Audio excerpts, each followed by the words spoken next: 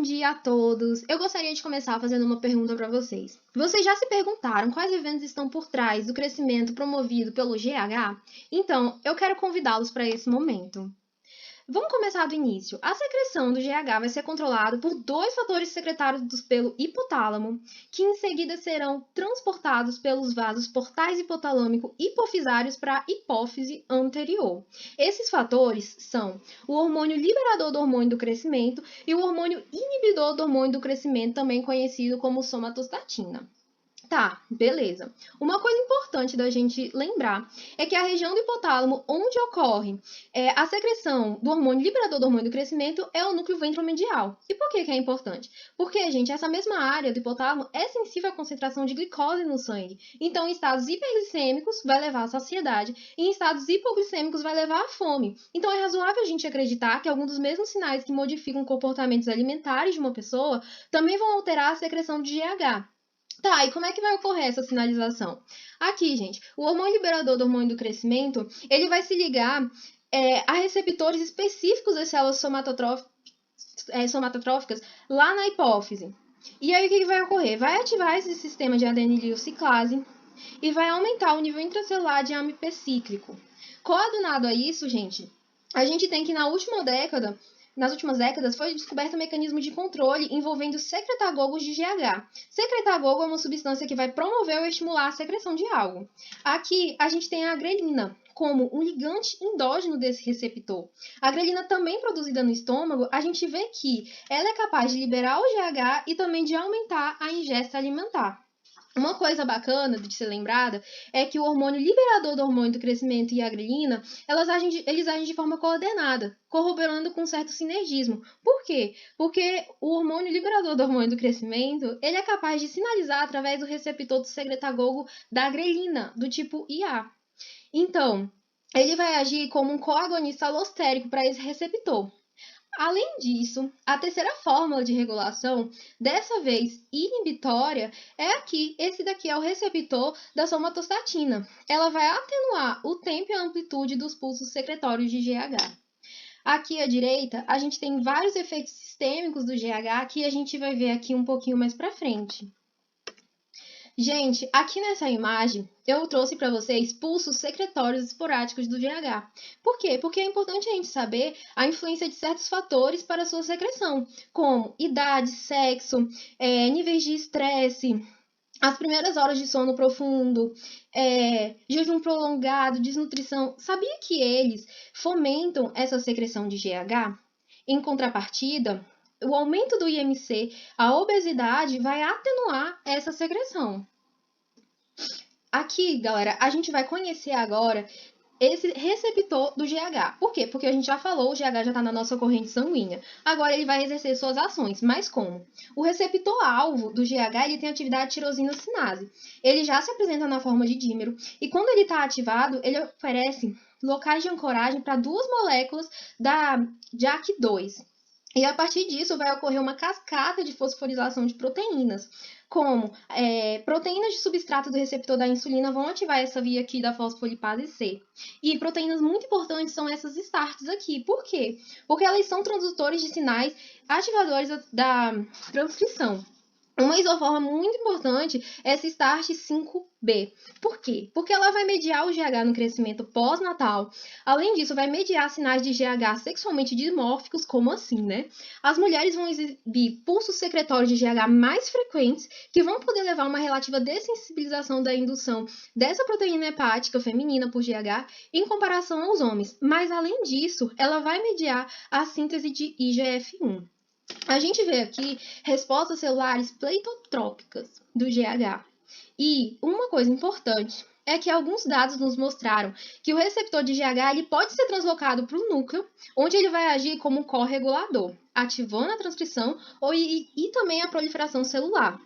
Como mecanismo de feedback, a gente sabe que o IGF-1 ele pode bloquear a internalização desse receptor e também a indução de expressão de uma família de proteínas SOX, que são supressores da sinalização de citocinas. Mas beleza, gente, eu acabei de falar da IGF-1. Ela é muito importante. Vamos falar um pouquinho mais dela?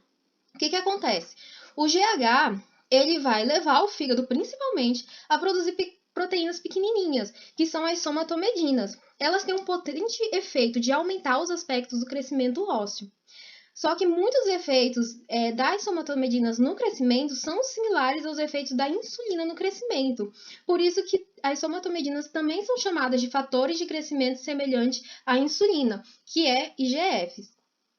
Pelo menos 4 delas, elas foram isoladas, porém a mais importante de longe é a somatomedina C, que também é chamada de fator de crescimento semelhante à insulina ou IGF-1. Aí você fala, beleza, e por que elas são importantes? Gente, vocês sabiam que a meia-vida do GH na corrente sanguínea é inferior a 20 minutos? Então, ele vai ser. O que acontece? Ele tem uma ligação fraca com as proteínas plasmáticas do sangue.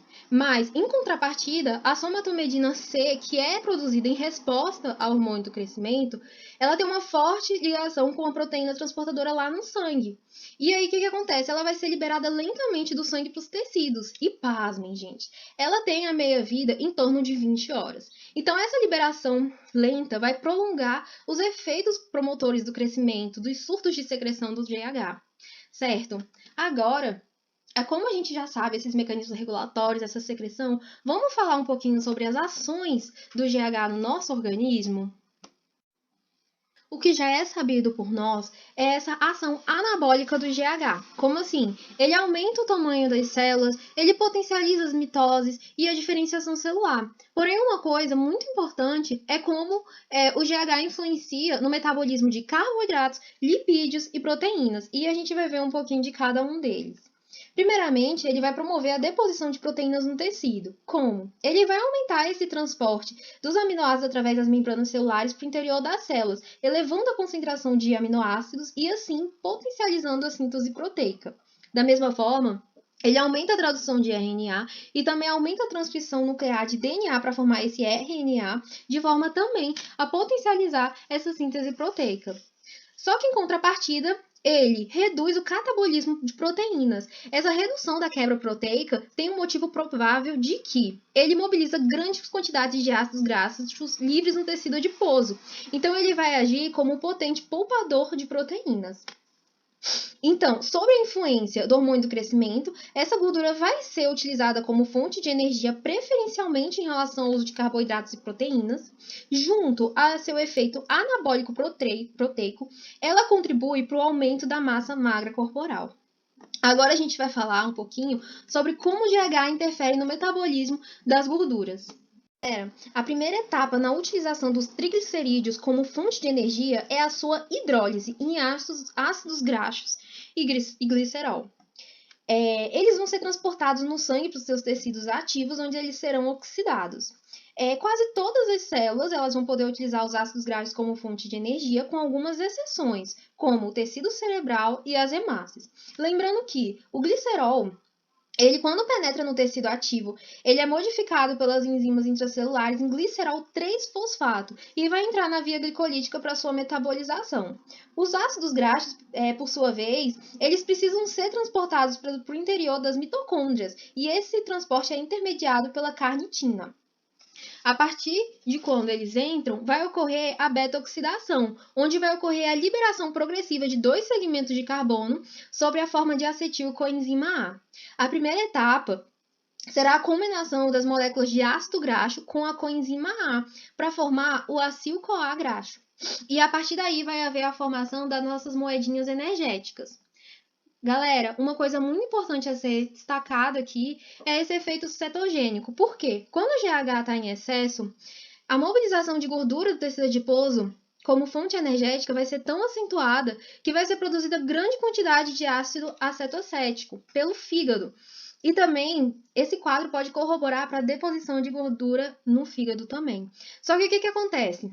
Esse ácido acetocético ele também vai ser convertido em ácido beta-hidroxibutírico e acetona. E essas substâncias, elas são chamadas de corpos cetônicos e sua presença em grande quantidade nos líquidos corporais contribui para um quadro de cetose.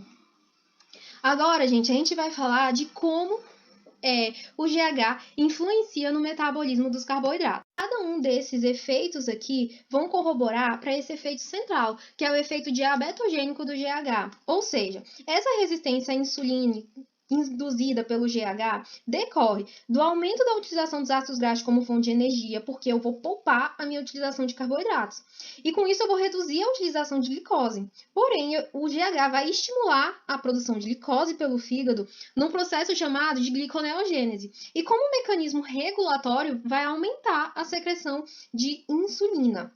Então, esse efeito diabetogênico decorre da alta concentração de insulina, porém ela não vai conseguir exercer seu papel. Então, ela vai ter seu efeito atenuado. É importante a gente lembrar que o excesso do hormônio do crescimento pode produzir, sim, alterações metabólicas semelhantes às encontradas nos pacientes portadores de diabetes tipo 2, que são os não dependentes da insulina. Esse mecanismo todo parece muito controverso, mas a gente tem que ver que tudo tem um sentido, sabe? Esse ambiente criado, havendo a redução dos efeitos insulínicos, ao mesmo tempo que aumenta a glicose, serve para que haja um metabolismo suficiente para o crescimento. Porque também a gente sabe que, na ausência da insulina e dos carboidratos, o GH não consegue promover o crescimento. Então, com isso, a gente vê a busca para homeostase, mesmo que um pouco controversa. Gente, aqui a gente vai falar como o hormônio do crescimento estimula o crescimento das cartilagens e dos ossos. A gente sabe que o GH fomenta a deposição de proteínas pelas células osteogênicas e condrocíticas, além de aumentar a reprodução delas. Mas seu efeito específico vai ser a conversão de condrócitos em células osteogênicas, ocasionando a deposição do osso novo. Nós temos dois mecanismos principais para o crescimento ósseo. O primeiro, sob estímulo do GH, os ossos vão crescer em comprimento nas cartilagens epifisárias. Então, as epífises das extremidades dos ossos elas vão ser separadas da parte longa. Então, esse crescimento primeiro vai provocar a deposição de nova cartilagem, vai ser seguido da sua conversão em osso novo, de forma a aumentar a parte longa e empurrar as epífises cada vez mais para longe. Ao mesmo tempo, a cartilagem epifisária vai passar por um consumo progressivo, de modo que no final da nossa adolescência, gente, quase não resta qualquer cartilagem epifisária para permitir o crescimento adicional do osso. Então, nesse momento, galera, vai ocorrer a fusão das epífises em cada uma das suas extremidades, de forma que não vai ser mais possível aumentar o comprimento do osso. Em segundo lugar, a gente tem os osteoblastos, que eles vão depositar o osso novo na superfície do osso mais antigo. E os osteoclastos, eles vão remover esse osso antigo. Então, quando a deposição for maior que a reabsorção, a espessura do osso vai aumentar. Eu acabei de falar no início que o GH age como forte estimulador do osteoblastos. Então, gente, nesse quadro, a gente vê que os ossos eles podem continuar a aumentar de espessura durante a vida, sob a influência desse GH. Isso é perceptível, por exemplo, nos ossos membranosos. Por quê? Porque os ossos da mandíbula eles podem ser estimulados a crescer mesmo após a adolescência, causando, por exemplo, uma protrusão anterior do queixo dos dentes inferiores. Do mesmo modo, os ossos do crânio eles podem aumentar de espessura e dar origem a protrusões ósseas sobre os olhos. A gente já viu alguns estímulos, né, para essas secreções, e aqui eu trouxe um quadro para a gente organizar. A arginina, galera, ela age como um inibidor da somatostatina, por isso que ela estimula a síntese de GH. A idade, por exemplo, a obesidade, a alta concentração de ácidos graxos livres, o envelhecimento, eles inibem essa secreção. E, ao mesmo tempo, como eu já trouxe aqui, esses daqui vão estimular a sua secreção. E, por último, eu trouxe essa tabela para a gente organizar na nossa mente as ações metabólicas do GH. No tecido adiposo, vai aumentar a lipólise. Por quê? Porque eu quero o ácido graxo como fonte de energia. Vai reduzir a captação de glicose. No músculo esquelético também tem diversas ações. As mais importantes para mim, eu acho, são as ações globais, como aumento da síntese proteica, aumento da massa magra, reduz a sensibilidade à insulina, aumenta a captação de lipoproteínas envolvidas nesse transporte dos ácidos graxos, aumenta a lipose e a beta-oxidação. Gente, eu quero agradecer a atenção de todos. Muito obrigada.